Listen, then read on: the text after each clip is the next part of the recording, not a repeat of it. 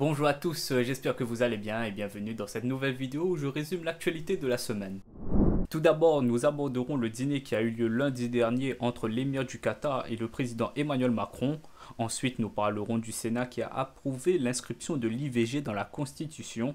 Sur le plan international, le président russe Vladimir Poutine a une fois de plus agité la menace de l'arme atomique face à l'Occident. Enfin, pour le reste de l'actualité, nous reviendrons sur le retour de la F1, la suspension de Paul Pogba et enfin la sortie de Dune 2 au cinéma.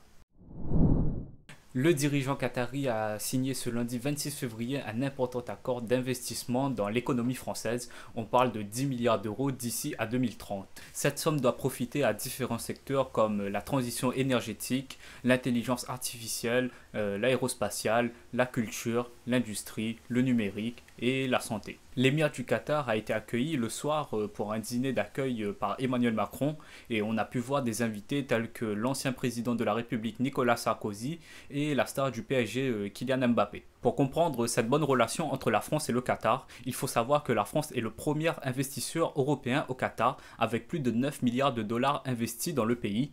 Et à l'inverse, la France font partie des 5 pays principaux à recevoir des investissements du Qatar.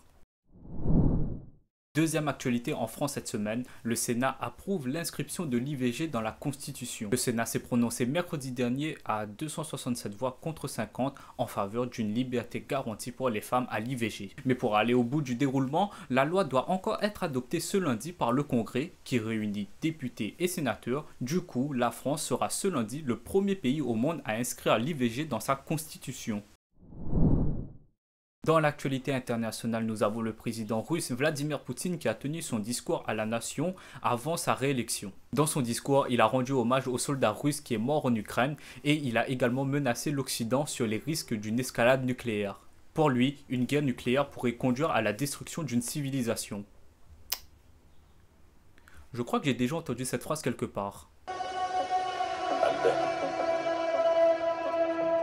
le jour où je suis venu vous voir avec ces calculs, nous avions peur de déclencher une réaction en chaîne qui pourrait détruire toute la planète.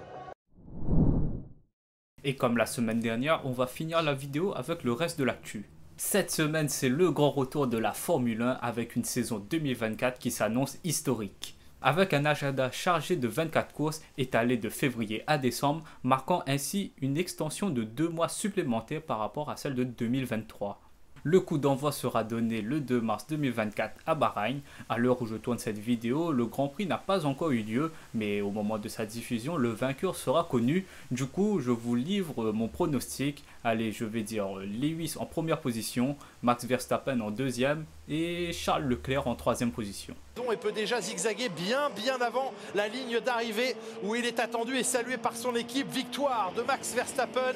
Dans l'autre actualité sportive, on a la sanction qui est tombée et elle est très lourde pour Paul Pogba.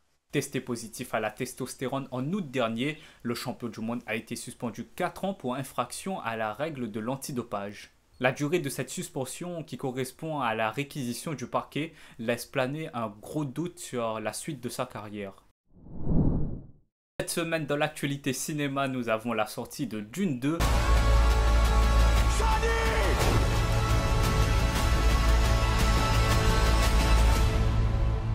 Tu ne peux même pas imaginer ce qui t'attend. Toujours réalisé par Denis Villeneuve et un casting 5 étoiles avec Timothée Chalamet, Zendaya, Florence Pugh, Rebecca Ferguson, Josh Brolin, etc. Le film est excellent, il arrive bien à jongler entre action et politique. Comme vous le voyez, je suis un très grand fan de l'univers et en tant qu'adaptation cinématographique, je ne pouvais pas rêver mieux. Dernière petite anecdote, à la sortie du film, Dune 2 était le film le mieux noté sur le site IMDb avec la note de 9,4 sur 10. Alors pour ceux qui ne le savent pas, IMDb est un site où l'on peut noter n'importe quel film, mais du coup, être premier sur ce site prouve la bonne qualité du film.